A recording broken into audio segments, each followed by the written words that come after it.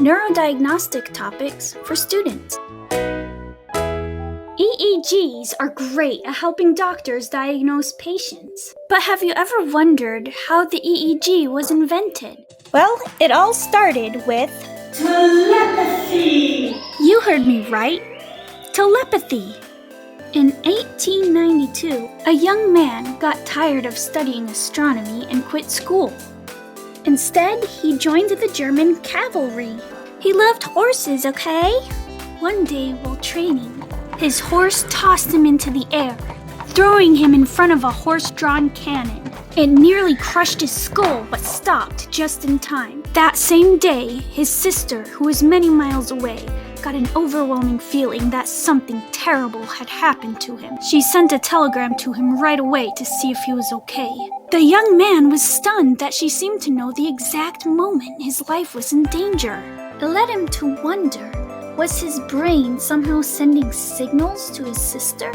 Did they have some sort of telepathic connection? This young man's name was Hans Berger. He would later be known as one of the founders of modern neuroscience, the father of electroencephalography, the inventor of the EEG. But back then, he was just a young college dropout with crazy ideas. He just knew his brain was sending out signals of some kind, but how to prove it? Hans eventually went back to college and earned a degree in neuropsychology. He needed help, but to whom could he turn? To dogs! Yes, dogs. He began his research by studying thermal and electrical activity in dog brains. He was enthralled. Yet, his contemporaries were less impressed. Even when Hans recorded the brainwaves of human beings, they thought, so what? Whoop-de-doo. In spite of the continued derision of his peers, Hans kept improving his methods.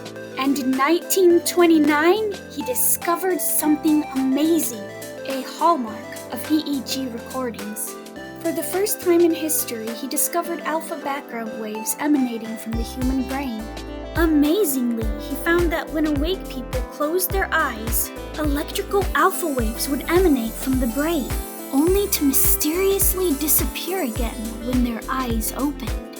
An astounding discovery, considering no one thought he would find anything useful.